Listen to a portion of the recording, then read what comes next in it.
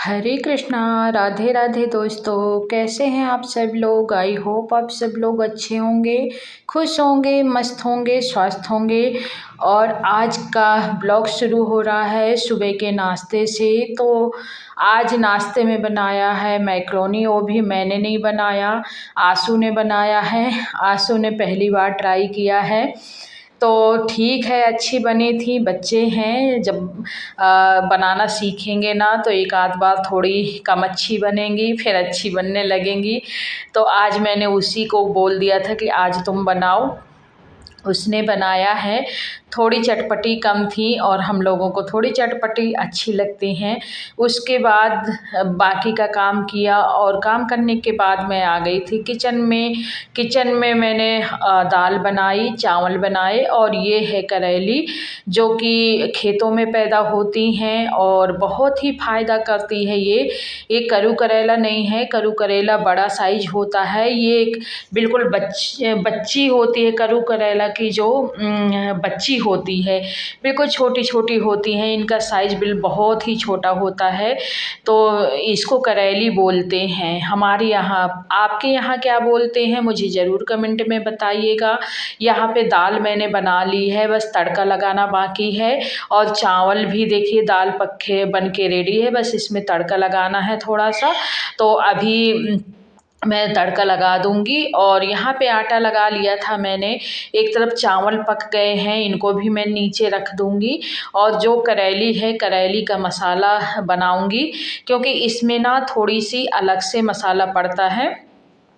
और ये ना खाने में तो टेस्टी लगती ही हैं, साथ ही इसका जो फ़ायदे होते हैं ना, इनके बहुत ज़्यादा होते हैं। कभी आप गूगल में सर्च करके देखिएगा, क्योंकि जो बुज़ुर्ग लोग थे ना वो करेली बहुत खाते थे। और वो लोग क्या बताया करते थे कि करेली एक ऐसी चीज़ है कि अगर आपको बुखार आती है ना, पुराने लोग ना ऐसे ही करते थे, उनको बुखार वगैरह आती थी तो करेली खाते थे और उनकी बुखार ठीक हो जाती थी।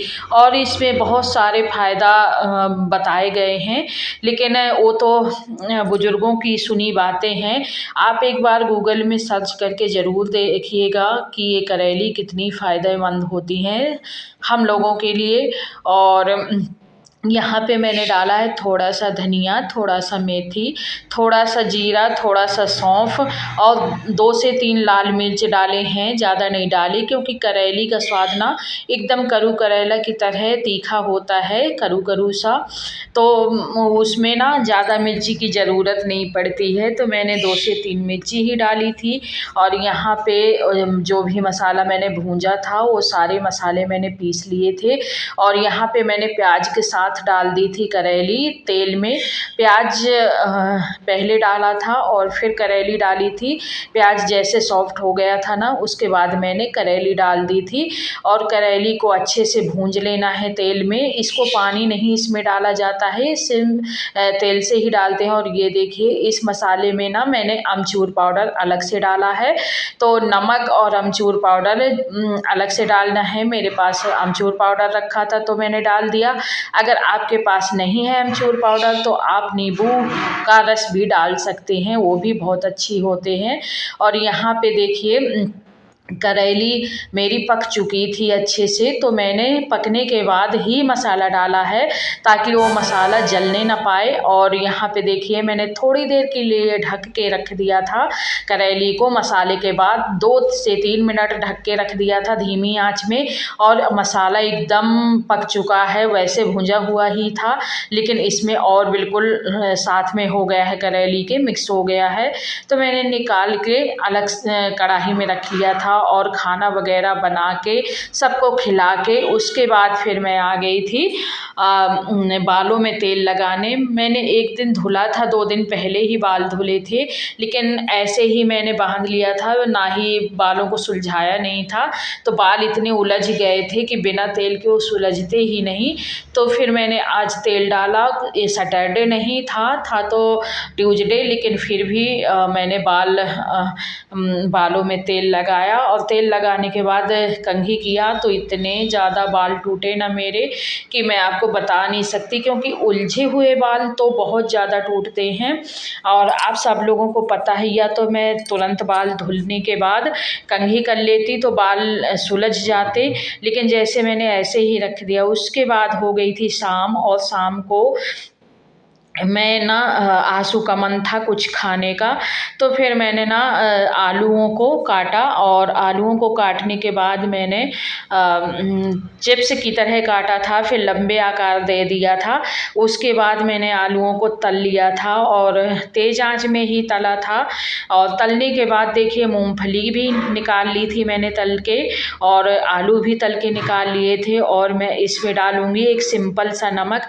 आप चाहें तो इसमें तड़का लगा सकते हैं, जैसे हरी मिर्च और तेज पत्ता का, लेकिन मेरे पास तेज पत्ता था, वो सॉरी कड़ी नी वो मीठी नीम का, तो मेरे पास मीठी नीम थी नहीं, तो मैंने वहाँ पे सिर्फ नमक मिलाया था, अमचूर पाउडर मिलाया था, और बस उसके बाद हम लोगों ने खाया। उसके बाद मैं आ गई थी, ये लाए थे बेर गांव से। गांव में हम लोगों के बेर होते नहीं हैं, मायके में होते हैं, ससुराल में नहीं होते हैं, लेकिन किसी के यहाँ एक बेरी थी, उन्होंने दिया था, तो ये पन्नी में बेर लेके आए थे, तो मैं पन्नी से निकाल के थाली में ही डाल रही थी, क्योंकि पन्नी में रखे रहेंगे तो ख़राब हो जाएंगे। पके हुए बेर हैं, कच्चे नहीं हैं, खाने में मीठे हैं, बस रसीले नहीं हैं।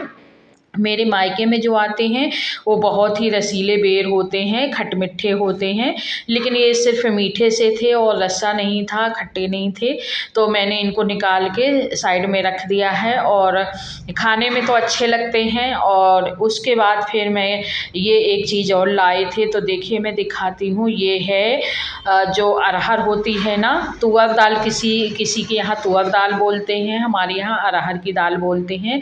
तो जो अरहर होती है ना, उसकी ये जो उसकी इसके अंदर ही वो दाल होती है, उसकी ये जो फली हैं, अरहर की दाल की फली हैं, और इनको भी ना उबाल के, और उबालने के बाद इनको नमक मिला के खाते हैं। इनके मतलब अंदर के जो बीजे होते हैं उनको निकाल के नमक मिला के खाते हैं।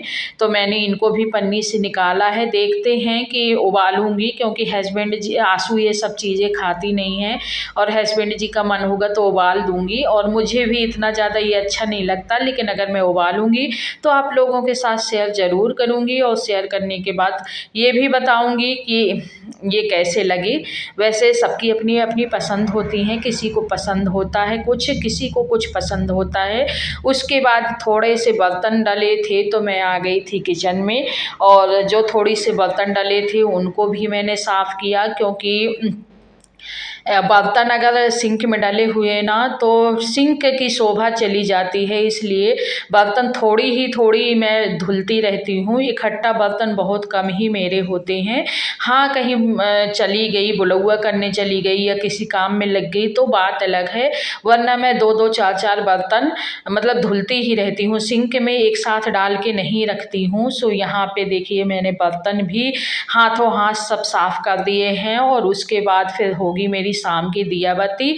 तो मैं शाम को ना दिया बाती का तो ब्लॉग नहीं बनाई हूँ, क्योंकि बहुत लंबा हो जाता, और इस समय ना बहुत ज़्यादा होता है कि नवरात्रियों में थोड़ी पूजा पाठ का नियम और ज़्यादा हो जाता है।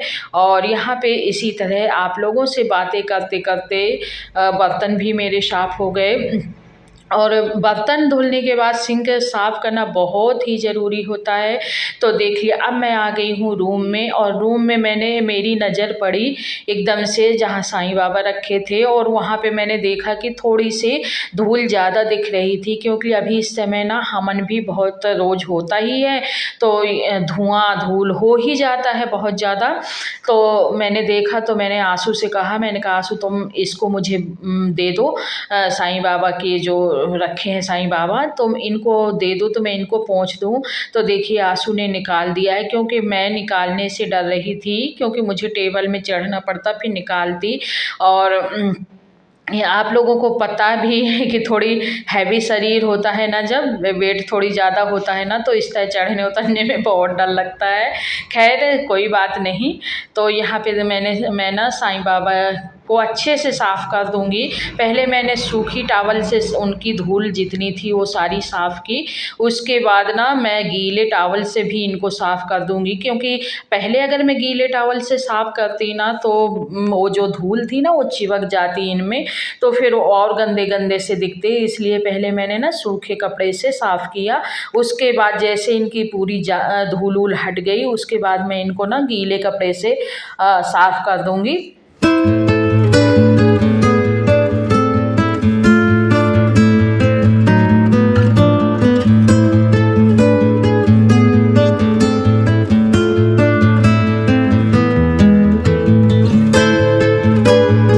और दोस्तों, हम गृहिणियों को ना बहुत सारे काम हो जाते हैं घर के। जो बड़े बड़े काम हैं वो तो सब लोगों को पता ही है, लेकिन ये छोटे छोटे काम ना कोई गिनती नहीं होती इनकी। ये भी छोटे छोटे काम ढूंढ ढूंढ के करते रहना होता है, बट इनकी गिनती नहीं होती है। बट हम लोगों के लिए तो ये भी काम ही होता है। ऐसा नहीं है कि साफ़ सफाई काम नहीं होता है, उसमें भी बहुत टाइम लगता है। तो देखिए साईं बाबा भी साफ़ हो गए हैं। मैं थोड़ा सा ना इनको गीले कपड़े से पोंछ दूँगी तो ये और भी ज़्यादा साफ़ हो जाएंगे। आप लोग देख सकते हैं बहुत ज़्यादा धूल थी, साफ़ कर दिया तो धूल तो हट गई, लेकिन अभी गीले कपड़े से पोंछ दूँगी ना तो थोड़ी और साफ़ हो जाएंगे। तो चलिए आप लोग भी साईं बाबा की जय कर लीजिए। और इनको मैं वहीं पे रख दूँगी जहाँ से निकाला था, तो मैं नहीं रखूँगी, या तो आंसू दोस्तों रखेगी। ये साईं बाबा है ना, हस्बैंड जी लाए थे, बहुत पहले लाए थे जब हम लोग यहीं गृह प्रवेश हम लोगों का हुआ था यहाँ पे। उसके बाद गए थे ये सिडनी के साईं बाबा, तो वहाँ से ये लाए थे और तब से इनको मैंने यहाँ रख दिया था। तो बस यहीं रखे रहते हैं और गंदे हो जाते हैं तो बस निकाल के साफ़ कर देते हैं। तो आप लोगों को मेरा ब्लॉग कैसा लगा? अगर अच्छा लगे तो प्लीज़ लाइक करिएगा, शेयर करिएगा, सब्सक्राइब करिएगा। और देखिए बड़े मेहनत बहुत पड़ती है वीडियो बनाने में।